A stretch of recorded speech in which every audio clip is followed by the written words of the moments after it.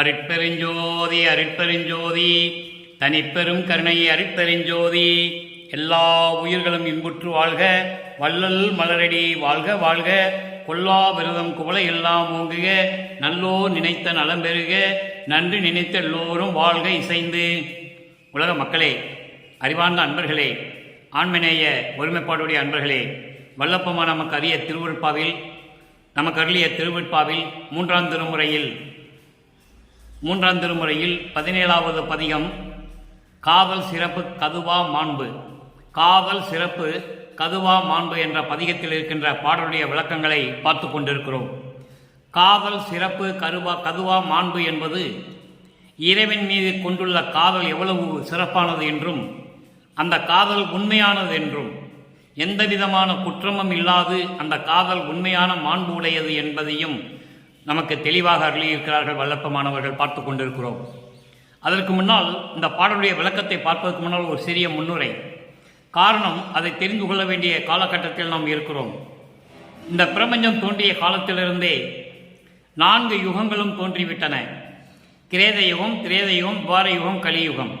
இந்த 4 யுகங்களிலுமே சமயங்களும் மதங்களும் மார்க்கங்களும் ஜாதிகளும் தோன்றிவிட்டன. கலியுகம் முடிந்துவிட்டது. அதன் பிறகு ஒளியுகத்தில் நாம் இருந்து கொண்டிருக்கிறோம். சமரச சுத்த சன்மார்க்க காலத்தில் நாம் இருந்து கொண்டிருக்கிறோம்.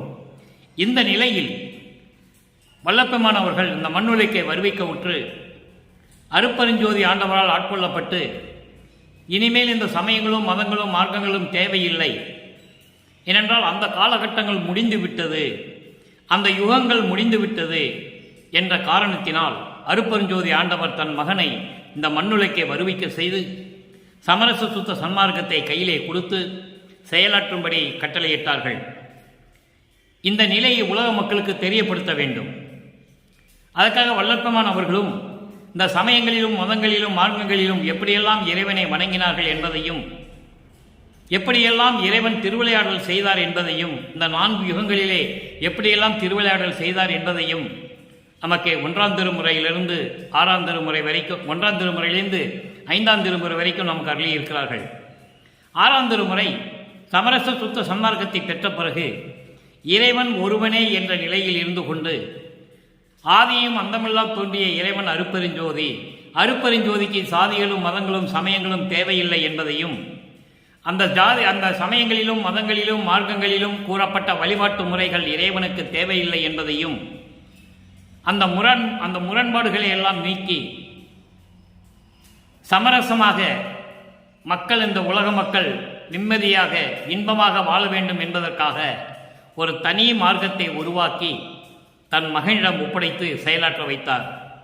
இதை உலக மக்களுக்கு தெரியப்படுத்துவதற்காகத்தான் வல்லப்பெருமான் வருவிக்க விட்டார் என்பதை நாம் பார்த்து கொண்டிருக்கிறோம்.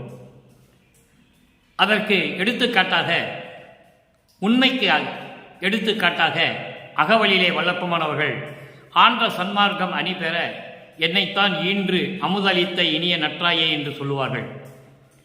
அந்த சன்மார்க்கத்தை உலக மக்களிடையே, சமரச சுத்த சன்மார்க்கத்தை உலக மக்களிடையே தெரியப்படுத்துவதற்காகத்தான் என்னை ஈன்று அருளமுது கொடுத்து என்னை இந்த மண்ணுலுக்கு வருவிக்க செய்தார் அருட்பெருஞ்சோதி ஆண்டவர் என்பதை நமக்கு தெளிவாக அருளியிருக்கிறார்கள். ஆக இறைவனுக்கு சாதிகளும் மதங்களும் சமயங்களும் மார்க்கங்களும் தேவையில்லை. அதையும் அகவலிலே குறிப்பிடுகிறார். சாதி மதமும் சமயமும் பொய்யென ஆதியில் உணர்த்திய அருட்பெருஞ்சோதி, சாதி மதமும் சமயமும் காணா ஆதி அநாதையாம் அருட்பெருஞ்சோதி. ஆக அப்படிப்பட்ட இறைவனுடைய ஆட்சி காலம் தொடங்கிவிட்டது. சமயங்களும் மதங்களும் மார்க்கங்களும் செய்த ஆட்சிகள் எல்லாம் ஒளிந்து விட்டன. அந்த நிலைகளெல்லாம் மாறி இறைவன் தன்னுடைய நிலையை மாற்றிக்கொண்டு அருட்பெருஞ்சோதியாக எப்படி இருக்கிறார் என்பதை வல்லப்பெருமான் இந்த உலக மக்களுக்கு தெளிவாக தெரியப்படுத்துகிறார்கள். அதை பார்த்து கொண்டிருக்கிறோம்.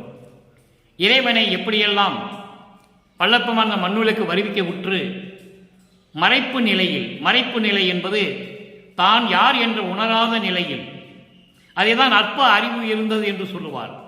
நானும் அப்படியெல்லாம் இருந்தேன், அப்போ எனக்கு அற்ப அறிவு இருந்தது என்று சொல்லுவார். அற்ப அறிவு என்பது மறைப்பு இருந்த காலகட்டம். இறைவன் ஆட்கொண்ட பிறகு மறைப்பு நீங்குகிறது. அதன் பிறகு சமரச சுத்த சன்மார்க்கம் கிடைக்கப்பெற்று எப்படியெல்லாம் இருக்க வேண்டும் என்பதை வல்லப்பெருமான் தெளிவாக நமக்கு அருளி இருக்கிறார்கள். அதை பார்த்து கொண்டிருக்கிறோம். அந்த வகையில் இன்று நாம் பார்க்க வேண்டிய பாடல் 3ஆம் திருமுறை பதிகம் 17 காதல் சிறப்பு கதுவா மாண்பு. இதில் 3வது பாடல். இதை ஏன் தொடர்ச்சியாக 3வது பதிகத்தில் இருக்கின்ற பாடல்களுக்கு 6ஆம் முறையிலே விளக்கம் இருக்கிறது என்று பார்த்தால் இதனுடைய விளக்கம்தான் அங்கே இருக்கிறது. சமயங்களும் மதங்களும் மார்க்கங்களும் இல்லாத ஒரு விளக்கம் 6ஆம் திருமுறை. அதை தான் ஒப்பிட்டு பார்த்து கொண்டிருக்கிறோம். நன்றாக நினைவில் வைத்துக் கொள்ளுங்கள். இப்போ அந்த பாடலை பாருங்க. எல்லாம் உடையார், இறைவனை பற்றி சொல்லுகிறார். எல்லாம் உடையார், மண் கூலிக்கு எடுத்து பிழைத்தார் ஆனாலும், கொல்லா நலத்தார், யானையின் தோல் கொன்று தரித்தார் ஆனாலும், வல்லார் விசயன் வில்லடியால் வடுபட்டு வந்தார் ஆனாலும், கல்லாம் முளையாய் நான் அவர் மேல் காதல் ஒளியேன் கனவினுமே. இறைவனிடம் எப்படி காதல் கொண்டுள்ளார், இறைவனிடம் எப்படி பற்று கொண்டுள்ளார் என்பதை ஒரு பெண்ணாக வர்ணனை செய்து தோழியிடம் சொல்லுகிறாள். அந்த தோழி தாயிடம் போய் சொல்லுகிறாள், உன் மகள் இப்படியெல்லாம் சொல்லுகிறாள் என்று. தாய் உடனே செவிலிக்கு மகள் எப்படியெல்லாம் தன்னிடம் சொன்னாள் என்பதை சொல்லுகிறாள். அது 6ஆம் திருமுறை. அதுதான் விளக்கம். இது ஆரம்பத்திலே சமயங்களும் மதங்களும் மார்க்கங்களும் சூழ்ந்திருந்த காலகட்டங்களில் இறைவன் எப்படியெல்லாம் திருவிளையாடல் செய்தார் என்பதையும், யார் யாருக்காக திருவிளையாடல் செய்தார் என்பதையும் தெளிவாக இந்த பிரபஞ்சத்தின் உண்மைகளை வள்ளல் பெருமான் திருவருட்பாவிலே நமக்கு அருளியிருக்கிறார்கள். உலக மக்களுக்கு தெரியப்படுத்த வேண்டும் என்பதற்காக, அந்த நிலையை மாற்ற வேண்டும் என்பதற்காக. இதெல்லாம் சூழ்ந்திருந்த காலங்களில், மதங்களும் சமயங்களும் மார்க்கங்களும் சூழ்ந்திருந்த காலங்களில் அதையெல்லாம் தவிர்த்து விட்டு சமரச சுத்த சன்மார்க்க காலத்தில் இப்படிதான் இருக்க வேண்டும் என்று மக்களுக்கு உணர்த்துவதற்காகத்தான் நமக்கு திருவருட்பாவை வள்ளல் பெருமான் அவர்கள் அருளியிருக்கிறார்கள் என்பதை நீங்கள் புரிந்து கொள்ள வேண்டும். இப்போ இந்த பாடல் படித்தாச்சு. இந்த பாடல் இருக்கிறத பாருங்க. எல்லாம் உடையார், எல்லா அருள் வல்லமைகளையும் உடையவர், எல்லா உலகங்களையும் படைத்து ஆண்டு கொண்டிருப்பவர். அவர் மண் கூலிக்கு எடுத்து பிழைத்தார் ஆனாலும், பிட்டுக்கு மண் சுமந்தார் என்று சொல்லுவார்கள். மதுரையிலே வந்தி என்ற மூதாட்டிக்கு மகனாக போய் மண் சுமந்து, பிட்டுக்கு மண் சுமந்து பிறம்பால் அடிபட்டவர் என்று சொல்லுவார்கள். அது ஒரு திருவிளையாடல். அதைதான் வந்திக்கு மோட்சம் தர வேண்டும். அதேபோல் வாதவூரானை மாணிக்கவாசகராக மாற்ற வேண்டும் என்ற நோக்கத்தோடு தான் அந்த திருவிளையாடல்கள் நடக்கிறது. இதை திருவடி புகழ்ச்சியிலே 1ஆம் திருமுறையிலே சொல்லுவார் வள்ளல் பெருமான் அவர்கள். இரு வைகையின் கரையின் மண்பட பல்கால் எழுந்து விளையாடும் பதம். இரு வைகையின் அப்படின்பது அதாவது இறுக்கமான கரை, நல்ல வலுவான கரை தான் வைகையங்கரை. அது ஏன் உடையுது? வெள்ளம் வரவழைத்து கரையை உடைய வைக்கிறார் இறைவன். அது ஒரு திருவிளையாடல். வந்திக்கு மகன் இல்லை, கூலிக்கு மண் சுமக்க வேண்டும், பிள்ளையாக போய் சுமக்க வேண்டும். அதற்கு வந்தி பிட்டு தர வேண்டும், பிட்டு சாப்பிட்டு இவர் தூங்க வேண்டும், அரசனுடைய கூலி ஆட்கள் வந்து அடிக்க வேண்டும். அந்த பிறம்படி எல்லாரும் முதுகலையும் விழுகிறது. மாணிக்கவாசர் முதுகலையும் வந்தி மூதாட்டியர் முதுகலையும் அந்த பிறம்படி விழுகவில்லை. இது ஒரு திருவிளையாடல் என்பதை இங்கே குறிப்பிடுகிறார். அவ்வளவுதான். கூலிக்கு எடுத்து பிழைத்தார் ஆனாலும் கொல்லா நலத்தார், உயிர்களின் மீது அவ்வளவு இரக்கம் தயமும் கொண்டவர், கொல்லா நெறியை கடைபிடிப்பவர். கொல்லா நெறியை குருவருள் நெறியென பல்கால் எனக்கு மேவிய சிவமே என்று சொல்லுவார் வள்ளல் பெருமான் அவர்கள். இது அகவலிலே சொல்லுவார். பல்கால் எனக்கு பகந்தமை சிவமே என்று சொல்லுவார். அப்படி கொல்லா நெறி கொண்டவர் ஒரு யானையை கொன்று அந்த தோலை உரித்து ஆடையாக உரித்தனார் என்றாலும், வல்லார் விசயன் வில்லடியால் வடுபட்டு வந்தாரானாலும், அர்ஜுனனுடைய வில்லை பட்டு அடிபட்டு இங்கே வடு காயமாகி வந்தாலும் கூட எப்படி திருவிளையாடல் செய்தார் என்பதை சொல்லுகிறார். யார் யாரிடம் திருவிளையாடல் செய்தார் என்பதை சொல்லுகிறார். அவ்வளவுதான். வந்தாலும் கல்லாம் முளையாய், அழகான மார்பகங்களை கொண்ட பெண்ணே தோழியிடம் சொல்லுகிறார், அவர் மேல் காதல் ஒளியேன் கனவினுமே. கனவுல கூட அவர் காதலை நான் விட்டுக் கொடுக்க மாட்டேன், அவ்வளவு காதல் கொண்டிருக்கிறேன் இறைவன் மீது என்று சொல்லுகிறார். இப்ப இந்த பாட்டுடைய விளக்கத்தை கோர்வையாக சொல்லுகிறேன். இதை பார்த்த பிறகு சமயங்களும் மதங்களும் மார்க்கங்களும் சாராத நிலையில் தன்னை இறைவன் ஆட்கொண்ட பிறகு இதை ஏன் மறுபடியும் சொல்லுகிறேன் என்றால் 200 ஆண்டுகள் வரையிலும் வல்லப்பெருமான் இந்த மண்ணுலக்கு வருவிக்க விட்டு 200 ஆண்டுகள் கடந்து விட்டன. அப்படி இருந்தும் கூட வல்லப்பெருமான் அதே நிலையில் இருந்தார் என்று சொல்கிறார்களே தவிர அந்த நிலையை விட்டு நிலைகளை மாற்றி சமரச சுத்த சன்மார்க்கத்தை பெற்ற பிறகு இந்த சமரச சுத்த சன்மார்க்க காலத்தில் சமயங்களும் மதங்களும் மார்க்கங்களும் தேவையில்லை என்று சொன்னாரே, அதை புரிந்து கொள்ள வேண்டும். அதை யாரும் சொல்லவில்லை. அதற்காக தான் நமக்கு திருவருட்பாவை அருளியிருக்கிறார்கள். என்றாவது ஒரு நாள் மக்கள் இதை புரிந்து கொள்வார்கள் என்பதற்காகத்தான் திருவருட்பாவை நமக்கு அருளியிருக்கிறார்கள். அதை தான் பார்த்து கொண்டிருக்கிறோம். இப்போ இந்த பாடலுடைய பொருளை கோர்த்து சொல்லுகிறேன். இந்த பாடலுடைய விளக்கம் பார்த்த பிறகு இங்கே எப்படி பெண்ணிடம் காதலை சொல்லுகிறார் என்பதையும், இதை செவிலித்தாய் போய் தன்னுடைய தாய் வீட்டை சொன்ன பிறகு அந்த தாய் செவிலிக்கு மகளை பற்றி எப்படி சொல்லுகிறார் என்பதையும் பார்க்க போகிறோம். சமரச சுத்த சன்மார்க்கத்தை பெற்ற பிறகு எப்படியெல்லாம் இந்த நிகழ்வுகள் நிகழ்கின்றன, இனிமேல் சமயங்களும் மதங்களும் மார்க்கங்களும் தேவையில்லை என்ற முடிவுக்கு வந்த பிறகு வல்லப்பெருமான் நமக்கு அருளியிருக்கிறார்கள் 6ஆம் திருமுறையை. இப்போ எல்லாம் சக்தி வல்லவத்தை பெற்றவர் என்றாலும், கூலிக்கு மண் சுமந்தார் என்றாலும், வந்தி மூதாட்டிக்கு மகன் இல்லை என்ற காரணத்தினால் இவர் மகனாக போய் பிட்டுக்கு மண் சுமந்தார் என்ற பெயர் எடுத்துக் கொண்டார்.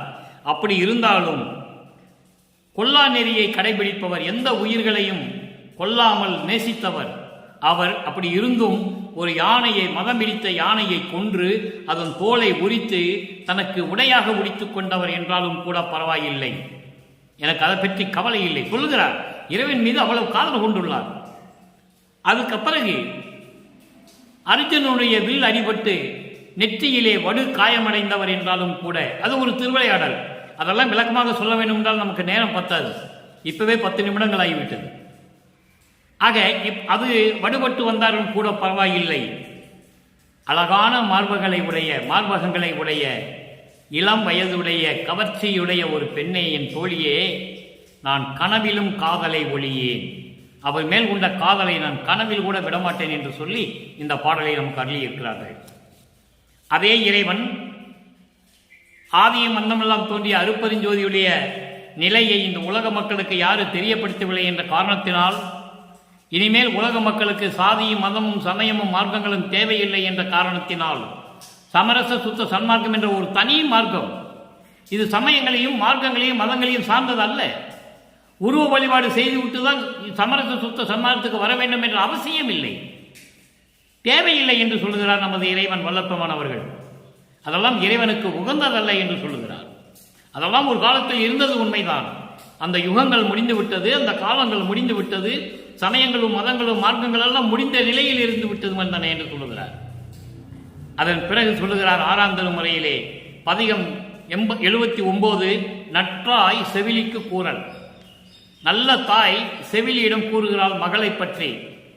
நீ சொன்னதை என் மகளிடம் நான் கேட்டேன், ஆனால் மகள் இப்படியெல்லாம் சொல்லுகிறாள் என்று சொல்லி ஒரு தாய் செவிலி தாய்க்கு செவிலி தாயிடம் சொல்லுவது போல சொல்லுகிறார். புண்ணிய பதியை புணர்ந்தனன். புண்ணிய பதி என்பது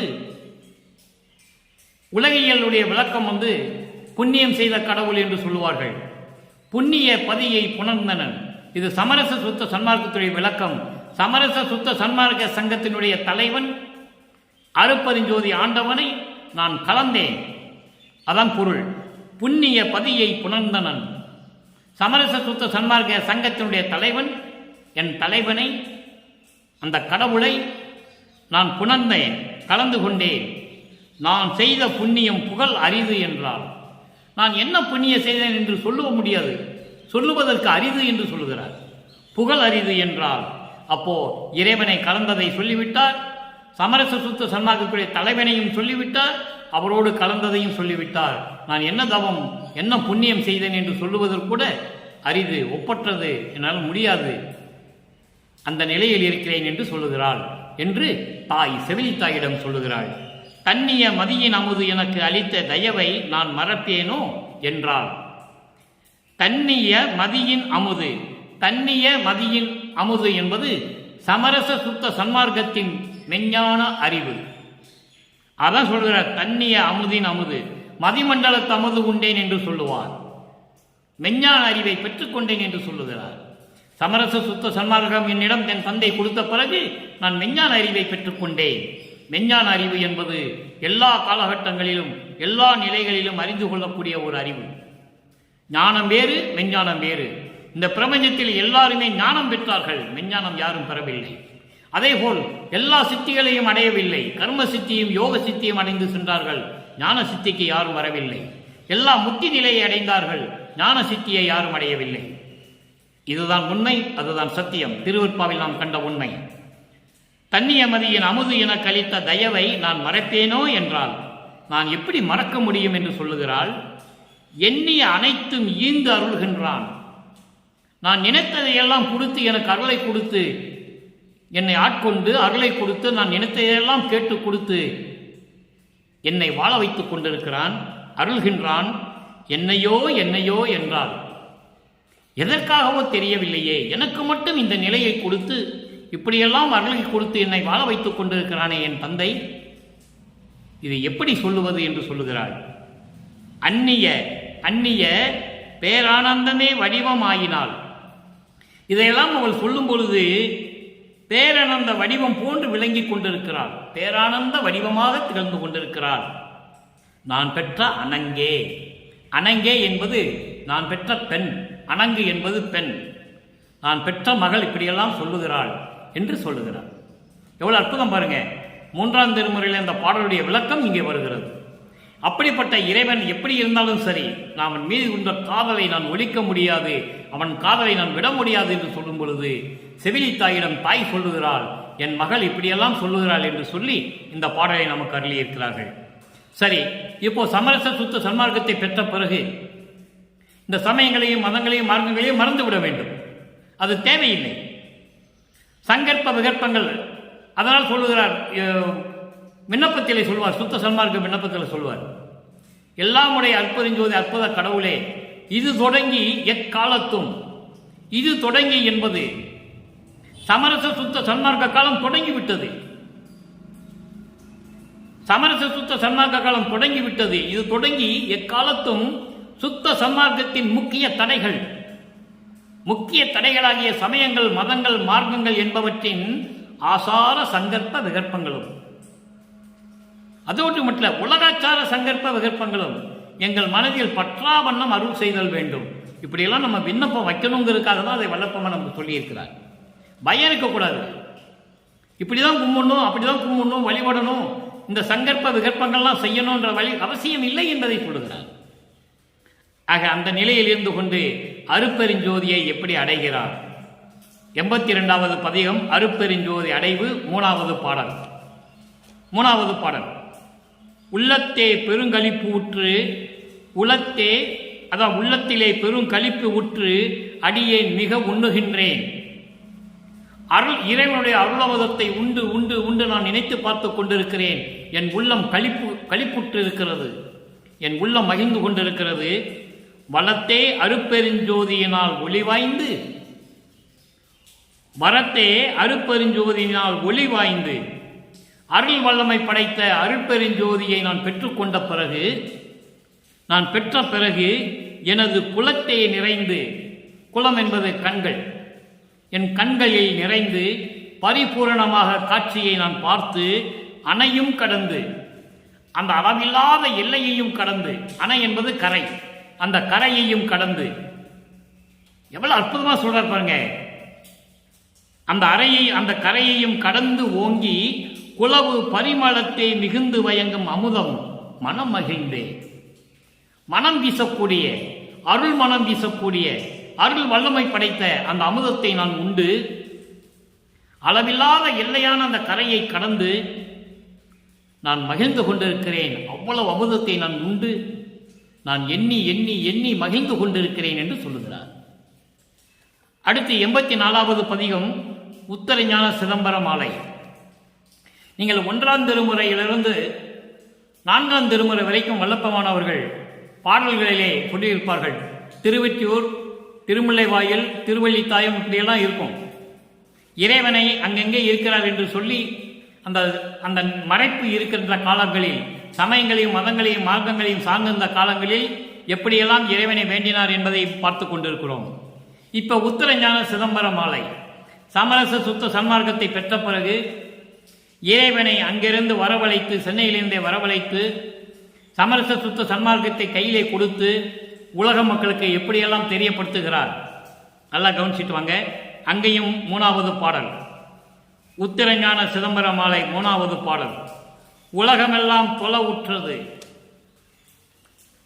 அழகா சொல்றார் பாருங்க.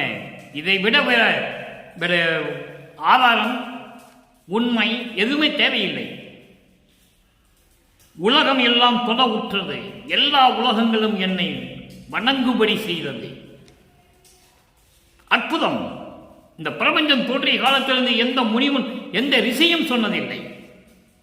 எல்லா உலகங்களும் என்னை தொழுகின்றன, வணங்குகின்றன. மாணவர்களும் தேவர்களும் பிரம்மன் திருமால் முதல் அத்தனை பேரும், லட்சுமி சரஸ்வதி முதல் அத்தனை பேரும் என்னை வந்து வணங்குகிறார்கள் என்று யாருமே சொன்னதில்லை. இறைவனால் தான் சொல்ல முடியும் என்பதை நீங்கள் புரிந்து கொள்ள வேண்டும். உலகமெல்லாம் தொலைவுற்றது, என்னை எல்லா உலகங்களும் வணங்க செய்தது. எனக்கு உண்மை தந்தே, இயற்கையின் ஒப்பற்ற உண்மை விளக்கத்தை கொடுத்து, இலகையெல்லாம் படைத்து ஆறுயிர், எல்லா உயிர், ஆறுயிர்கள் என்பது எல்லா உயிர்களையும் என்னை படைக்க வைத்து காத்தருள் என்றது. அப்போ 5 தொழிலையும் கொடுத்தது சொல்லுகிறார். படைத்தல், காத்தல், அழித்தல், மறைத்தல், அருளல் போன்ற 5 தொழில்களையும் கொடுத்து எல்லா உயிர்களையும் படைத்து நீ காத்து அருள வேண்டும் என்று சொன்னது. எவ்வளவு அற்புதம் பாருங்க. அருள வேண்டும் என்று சொன்னது. என்றும் கலகமில்லா சுத்த சன்மார்க்க சங்கம் கலந்தது சொல்லிட்டாரா.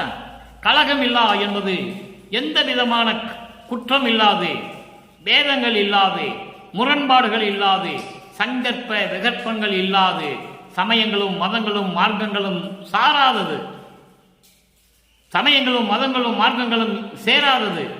அப்படிப்பட்ட ஒரு தனி மார்க்கம் சுத்த சன்மார்க்க சங்கம் கலந்தது, எனக்கு கொடுத்தது. பார்த்திலகம் என நின்றது, உலகமை போற்றும்படி வெற்றி மகன் இவன்தான் என்று உலகமை நின்று பார்க்கும்படி அளவு செய்தது உத்தரஞான சிதம்பரமே. வடலூர் என்று சொல்லுகிறார். உத்தரஞான சிதம்பரம் என்பது வடலூர், வடலூர் என்பது சத்தியஞான சபை, சத்தியஞான சபை என்பது அருப்பெருஞ்சோதி ஆண்டவர் இருக்கும் இடம். இந்த பிரபஞ்சத்திலேயே ஒரே இடம் சத்தியஞான சபை, இறைவன் இருக்கின்ற இடம், வேற எங்கேயும் இல்லை. ஏனென்றால் சமயங்களும் மதங்களும் மார்க்கங்களை எல்லாம் ஒழித்துவிட்டு சமரச சுத்த சன்மார்க்கத்தை ஏற்படுத்திய பிறகு இறைவன் சத்தியஞான சபையிலே வந்து கொண்டிருக்கிறான் வடலூரிலே என்பதை இங்கு தெளிவாக கூறுகிறார். என்னை உலகமெல்லாம் வணங்க வைத்தது, எல்லா உலகங்களும் என்னை வணங்கியது, தெளிவாக சொல்லுகிறார். இயற்கையின் உண்மையின் விளக்கத்தை கொடுத்தது, எல்லா உயிர்களையும் படைத்து அதை காத்தருள வேண்டும் என்று சொன்னது, அந்த அருளை கொடுத்தது. என்றும் கலகமில்லா சுத்த சன்மார்க்க சங்கம் கலந்தது. என்றும் இனிமேல் எக்காலத்தும் எவ்விடத்தும் எவ்வளவும் மதங்களும் சமயங்களும் மார்க்கங்களும் கலந்திடாத குற்றமில்லாத ஒரு சன்மார்க்கம், சுத்த சன்மார்க்கத்தை எனக்கு கொடுத்தது. இந்த உலகமே வெற்றி மகன் என்ற என்னை நிற்க வைத்தது எல்லாமே உத்தரஞான சிதம்பரமே என்று சொல்லி நமக்கு அள்ளியிருக்கிறார்கள். அற்புதமான நிலையை நீங்கள் உணர்ந்து கொள்ள வேண்டும். அடுத்து 85வது பதிகம் திரு அருள் பேரு 3வது பாடல். இதை ஏன் மறுபடியும் நம்ம சொல்லிக்கிட்டே இருக்கிறோம்? மக்கள் புரிய வேண்டும், உணர வேண்டும். இனிமேல் மதங்களும் சமயங்களும் மார்க்கங்களும் தேவையில்லை. சமரச சுத்த சன்மார்க்கத்தில் இருந்து கொண்டிருக்கிறோம். இது ஒரு தனி மார்க்கம். அந்த இறைவன் உலகத்தில் வேற எங்கேயும் இல்லை. வடலூர் சபையிலே இருக்கிறார், வடலூர் சத்தியஞான சபையிலே இருக்கிறார். உத்தரஞான சிதம்பரம் அதன் பெயர் என்று சொல்லுகிறார். என்னேன் என் தன்னருளை, என் என்பேன், என்னேன் என் தன்னருளை, என் என்பேன். எப்படிப்பட்டவருடைய அருள், அருளாற்றல், உன்னுடைய அருளாற்றலை நான் என்னவென்று சொல்லுவேன்?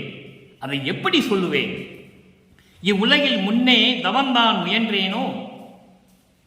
இந்த பிரபஞ்சம் தோன்றிய காலத்தில் நான் என்ன தவம் செய்தேன் என்று தெரியவில்லையே. ஏனால் இவர் ஊழிதோறும் ஊழி இருந்தவர். ஊழி என்பது யுகம். ஒவ்வொரு யுகத்திலேயும் வள்ளற்பெருமான் இருந்தவர். என்பதை உலக மக்களுக்கு தெரியப்படுத்துவதற்காக சொல்லுகிறார். இவ்வுலகில் முன்னே தவந்தான் முயன்றேனோ கொன்னே படுத்து அயர்ந்தேன். இந்த வரியை நீங்க நல்லா கவனிக்கணும் நண்பர்களே. கொன்னே படுத்து அயர்ந்தேன், நான் படுத்த அருகு உற்று, நான் படுத்த பாய் அருகு உற்று என்னை எடுத்து ஒரு மேல்நிலை ஏற்றி வைத்தாயே, என்னை ஒரு மேல் ஏற்றி வைத்தாயே. இது உலகியலை விளக்க சொல்லணும்னா எப்படின்னா, நான் ஒரு இடத்துல பாயில் படுத்திருந்தேன், நீ நான் படுத்திருந்த பாய் பக்கத்தில் என்னை தூக்கி எடுத்து கீழே இந்த படுத்த என்னை திண்ணையில் வைத்தாய் என்று சொல்லுவதுதான் உலகியல் விளக்கம். சமரச சுத்த சன்மார்க்க விளக்கம் அப்படி அல்ல. கோனே கோனே அதாவது கொன்னே என்றால் வீணாக, வீணாக நான் பொழுதை கழித்துக் கொண்டிருந்தேன், அதான் படுத்த அயர்ந்தேன் என்று சொல்லுகிறார். அவருக்கு ஏது தூக்கம், அவருக்கு ஏது பசி, அவருக்கு ஏது ஒண்ணுமே இல்லை. அவர் மலந்தளம் கழிக்காதவர், கருவிலை அருளமுது உண்டவர், முத்தேகத்தை பெற்றவர், மரணமில்லா பெருவாழ்வில் இருந்து கொண்டிருக்கிறவர். அவர் உலக மக்களுக்கு தெரியப்படுத்துவதற்காக இது மாதிரி ஒரு உதாரணத்துக்காக சொல்லுகிறார். கொன்னே வீணாக படுத்த அயர்ந்தேன், நான் வீணாக பொழுதை கழித்துக் கொண்டிருந்தேன். தந்தையை தந்தை தனக்கு எப்படி அருளை கொடுத்தார் என்பதை சொல்லுவதற்காக சொல்லுகிறார். அருப்பெருஞ்சோதி ஆண்டவர் மகனை ஆட்கொண்டு எப்படி அருளை கொடுத்தார் என்பதை சொல்லுவதற்காக இதை ஒரு ஊமானமாக சொல்கிறார். ஒரு உதாரணத்திற்காக நான் பாயிலே படுத்திருந்தேன், எங்க அப்பா வந்தாரு, அருகே என்னை தூக்கி எடுத்து பாயில் இருந்த படுத்து தூக்கி எடுத்து திண்ணையில படுக்க வச்சாரு அப்படின்னு உலகியல் மக்களுக்கு தெரியப்படுத்துவதற்காக சொல்லுகிறார். ஆனால் விளக்கம் பெரிய விளக்கம். வீணாக பொழுதை கழித்துக் கொண்டு நான் அலைந்து கொண்டிருந்தேன். அப்போ நான் ஒரு இடத்தில் அமர்ந்து கொண்டிருந்த போது என் தந்தை நான் இருக்கும் இடத்திற்கு என்னை தூக்கி எடுத்து கட்டி அணைத்து முத்தமிட்டு, மகனே, கலங்காத மகனே, நான் உன் தந்தை விட்டேன் என்று சொல்லி கீழ்நிலையில் இருந்த என்னை எதுவும் தெரியாத நிலையில் இருந்த என்னை எனக்கு அருளை கொடுத்து எனக்கு மேல்நிலைக்கு ஏற்றி வைத்தாய். மேல்நிலை என்பது கடவுள் நிலை, கடவுள் நிலைக்கு ஏற்றி வைத்தாயே என்று சொல்லுகிறார். இதுதான் திருவருள் பேரு. திருவருள் கிடைத்ததை பெருமிதமாக சொல்லுவது, அது ஒரு பேராக சொல்லுவது. வீணாக பொழுது கடித்துக் கொண்டிருந்த எண்ணெய், ஊராக தெரு தெருவாக சுத்தி திரிந்து கொண்டிருந்த எண்ணெய், கீழ்நிலையில் இருந்த எண்ணெய் என் அருகே என்னை கட்டி அணைத்து முத்தமிட்டு கொஞ்சி குலாவி என்றெல்லாம் சொல்லுவார், பாடல்களை சொல்லுவார். அதைதான் எடுத்து என்று மட்டும் சொல்லுகிறார். கொஞ்சி குலாவி, மகனே, என்னால் இந்த மண்ணுலக்கு வருவிக்க உற்று எவ்வளவு துன்பங்கள் பற்றியிருப்பாய் என்று எனக்கு தெரியும் மகனே, இனிமேல் கவலைப்படாதே என்று சொல்லி அந்த கீழ்நிலையிலிருந்து என்னை மேலே ஏற்றி கடவுள் நிலைக்கு கொண்டு வைத்தாய், மேல்நிலை ஏற்றி வைத்தாய் என்று சொல்லுகிறார். அடுத்து பாருங்க, 87வது பதியம். கைமாறின்மை. சரி, இப்படி அருளையெல்லாம் பெற்றுவிட்டார், அதுக்கு என்ன கைமாறு செய்ய போகிறார் என்பதை அவர் சொல்லுகிறார். 3வது பாடல். மறுவும் உலகம் மதித்திடவே, இந்த உலகத்திலே பொருந்திய அத்தனை பெருமை என்னை மதித்திடவே மரணம் பயம் தீர்த்து. எவ்வளவு அற்புதமா சொல்றார் பாருங்க. இதையெல்லாம் 200 ஆண்டுகளாக வள்ளற்பெருமானை பற்றி சொல்லிக் கொண்டு இருந்திருந்தாலே மக்கள் எத்தனையோ பேர் அறிந்திருப்பார்கள், உணர்ந்திருப்பார்கள். யாருமே சொல்லவில்லையே. மறுவும் உலகம் மதித்திடவே, இந்த உலகத்தில் பொருந்திய அத்தனை பேர்கள் என்னை மதித்திடவே மரணம் பயம் தீர்த்து எழில் ஒரு நல் உருவும், அழகான எனக்கு 3 தேகங்களையும் கொடுத்து, நல் உரு 3 தேகங்களையும், சுத்த தேகம், புராண தேகம், ஞான தேகம் 3 தேகங்களையும் கொடுத்து, பொருள் ஒன்று என தெளிந்த உணர்வும், மெய்ப்பொருள் இதுதான் என்று எனக்கு தெளிவாக தெரிவித்து அந்த உணர்வையும் எனக்கு கொடுத்து, என்றும் உலவாத திருவும், என்றும் உலவாத திருவு, உலவாத என்பது அழியாத, திரு என்பது அருள் செல்வம், என்றும் அழியாத அருள் செல்வங்களையும் கொடுத்து, பரமசித்து என்னும் சிறப்பும், பரமசித்து என்னும் சிறப்பும், எல்லாம் வல்ல எல்லா அருள் வல்லமைகளையும் எனக்கு கொடுத்து, அதான் பரமசித்து என்று சொல்கிறார். பரம் என்பது மேலானது, ஒப்பற்றது, யாருக்கும் கிடைக்காதது. அதான் பரம். சித்து. சித்து என்பது எல்லா அருள் வல்லமைகளையும், எல்லா அருள் செல்வமும் அருள் வல்லமைகளையும் எனக்கு கொடுத்து இயற்கை சிவம் என்னும் ஓர் குருவும் கொடுத்தாய். நல்லா கவனிங்க. இயற்கை சிவம் என்னும் ஓர் குரு. இயற்கை சிவம் என்னும் ஓர் குரு என்பது இயற்கை உண்மையின் விளக்க கடவுளாகிய அருட்பெருஞ்சோதி ஆண்டவர் என்ற ஒருவனையும் எனக்கு நீ குருவாக கொடுத்தாய். அருட்பெருஞ்சோதியை குரு என்று சொல்கிறார். ஆக இயற்கை சிவம் என்னும் ஓர் குருவும் கொடுத்தாய், நிந்தனுக்கு கைமாறு ஏது கொடுப்பேனே என்று சொல்லி இந்த பாடலை நமக்கு அருளி இருக்கிறார்கள் நமது இறைவன் வல்லப்பமானவர்கள். இறுதியாக நண்பர்களே, ஒரே ஒரு விளக்கம். 94வது பதிகம், அழிவுறா அருள் வடிவப்பேறு, 3வது பாடல். நீங்கள் நினைக்கலாம் நண்பர்களே, 3வது திருமுறையில் இருந்த 4 வரி பாடலுக்கு இவ்வளவு விளக்கம் தேவையா என்று நீங்கள் நினைக்கலாம். ஆனால் விளக்கம் கொடுத்தாக வேண்டியது நமது கடமை. மதங்களும் சமயங்களும் மார்க்கங்களும் சூழ்ந்த காலகட்டங்களில் தனக்கு மறைப்பு இருந்த நிலையில் வல்லற்பெருமான் எப்படியெல்லாம் இறைவனை வழிபட்டார் என்பதை மக்களுக்கு 3ஆம் திருமுறையிலே நமக்கு அருளி இருக்கிறார்கள். அந்த நிலை மாற வேண்டும். ஏனென்றால் இன்று வரை சொல்லிக் கொண்டிருக்கிறார்கள், வல்லற்பெருமான எல்லா கோயிலுக்கும் போனவர் தான், எல்லாம் கும்பிட்டவர் தான், திருநூறு பூசினவர் தான், உத்திராட்ச கொட்டை போட்டவர் தான், மதங்களையும் சமங்களையும் மார்க்கங்களையும் சார்ந்துதான் இருந்தார் என்று சொன்னார்கள். உண்மைதான். அதை மறுப்பதற்கு யாரும் மறுக்க முடியாது. அந்த நிலை என்ன என்பதை நீங்கள் புரிந்து கொள்ள வேண்டும். அது மறைப்பு நிலை. சமரச சுத்த சன்மார்க்கம் அப்போ அது வாங்கவில்லை. அவர் யார் என்றே தெரியாது. இந்த மண்ணுலக்கு எப்படி வந்தாருன்னு கூட அவருக்கு தெரியாது. அந்த நிலை மாறிய பிறகு, தந்தையிடம் சுத்த சன்மார்க்கத்தை பெற்ற பிறகு அந்த சமயங்களும் மதங்களும் மார்க்கங்களும் தேவையில்லை என்று சொல்லுகிறார். அதை சொல்லுவதற்காக தான் இவ்வளவு விளக்கமும் நான் தந்து கொண்டிருக்கிறேன். அந்த சமயங்களிலும் மதங்களிலும் மார்க்கங்களில் சார்ந்த நிலையில் நான் இருந்திருந்தால் இந்த கடவுள் நிலையை நான் அடைய முடியாது. எனக்கு இந்த தயவும் கருணையும் கிடைத்திருக்காது. இறைவனுடைய அருளை நான் பெற்றிருக்க முடியாது என்று சொல்வதற்காகத்தான் இந்த நிலையை வல்லப்பெருமான் நமக்கு அருளியிருக்கிறார்கள். ஆகவே நாமும் அந்த நிலைகளை விட்டு வர வேண்டும். இறைவனுடைய அருள் வேண்டும், இறைவனுடைய திருவடி வேண்டும் என்றால் சமயங்களையும் மதங்களையும் மார்க்கங்களையும் விட்டு தான் வர வேண்டும். வேற வழியே இல்லை. ஏனென்றால் நாம் சமரச சுத்த சன்மார்க்க காலத்தில் இருந்து கொண்டிருக்கிறோம் என்பதை இங்கே நான் பதிவு செய்ய கடமைப்பட்டிருக்கிறேன். அடுத்து கடைசி ஒரு விளக்கம் மட்டும் கூறிக்கொண்டு முடிக்கலாம் என்று இருக்கிறேன். அழிவுறா அருள் வடிவப்பேறு எப்படி பெற்றார்? அந்த பதிகத்திலே 94வது பதிகத்திலே 3வது பாடல், விஞ்சுகின்ற சிற்றம்பலத்தே அருள் நடம் விளங்குகின்ற பெருவாழ்வே. அங்கே திருவொற்றியில் இருக்கின்ற இறைவன் என்று சொல்லுவார். சமயங்களும் மதங்களும் மார்க்கங்களும் சார்ந்த காலகட்டங்களில் சமரச சுத்த சன்மார்க்கத்தை நிறுவி தன் மகனிடம் கொடுத்து அதற்கு தலைவனான பிறகு, இறைவன் அருட்பெருஞ்சோதி ஆண்டவர் ஆன பிறகு, விஞ்சுகின்ற சிற்றம்பலத்தை அருள் விளைகின்ற பெருவாழ்வே.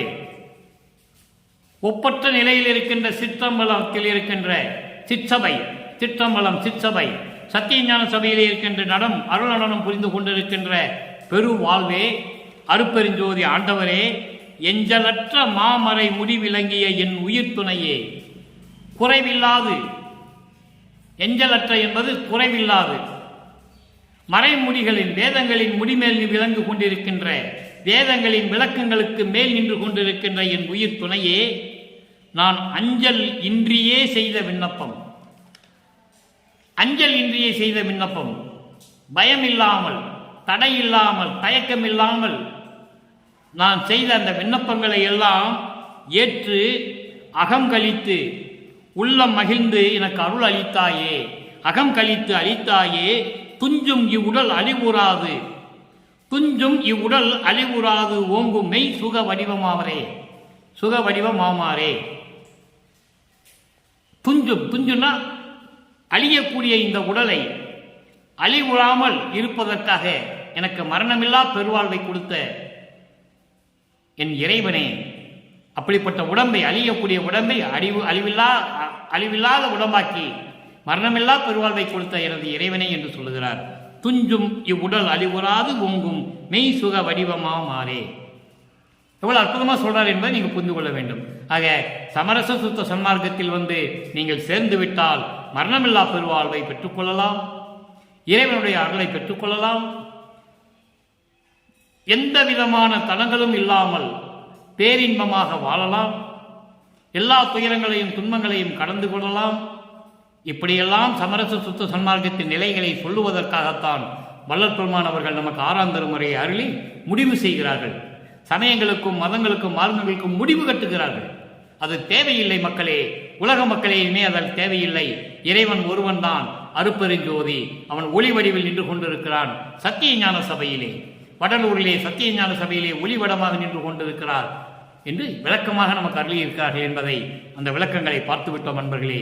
நீங்களும் அப்படிப்பட்ட இறைவனை வணங்கி கொலையும் புலையும் தவிர்த்து சைவ நெறியில் இருந்து கொண்டு எந்த உயிர்களையும் துன்புறுத்தாது, கொலை செய்யாது, ஒரு உயிரை கொன்று அந்த பிணத்தை நம் உடம்பிற்கு உணவாக எடுத்துக்கொள்ளாது, சைவ நெறியில் இருந்து கொண்டு இறைவனை வணங்கி இந்த சமயங்களும் மதங்களும் மார்க்கங்களும் சொல்லப்பட்ட இந்த சங்கற்ப விகற்பங்கள் எல்லாம் இல்லாமல் ஊதுபத்தி கொளுத்துறது, கற்பூரம் கொளுத்துறது, குத்துவிளக்கு ஏற்றுறது, இதெல்லாம் தேவையில்லை. தேங்காய் உடைக்கிறது, பழம் வைக்கிறது, பூ வைக்கிறது, இதெல்லாம் தேவையில்லை. சிறிய மண் அகல் விளக்கை தீபமேற்றி தீபத்து முன்னால் அமர்ந்து கொண்டு ஞானசரியை படியுங்கள். மகாமந்திரத்தை நமக்கு அருளியிருக்கிறார்கள். அருப்பெருஞ்சோதி அருப்பெருஞ்சோதி தனிப்பெருங்கனை அருப்பெருஞ்சோதி என்ற மகாமந்திரத்தை உச்சரித்து இறைவன் இருக்கின்ற எல்லா பொருளையும் செல்வங்களையும் பெற்று நோயற்ற வாழ்வில் நீங்கள் இந்த உலகிலே வாழ வேண்டும் என்று வாழ்த்தி இறைவனுடைய தயவோடும் கருணையோடும் இந்த வள்ளலார் ஒளியன் விடைபெறுகிறேன். மீண்டும் நாளை சந்திப்போம். நன்றி, வணக்கம். அருட்பெருஞ்சோதி அருட்பெருஞ்சோதி தனிப்பெரும் கருணை அருட்பெருஞ்சோதி.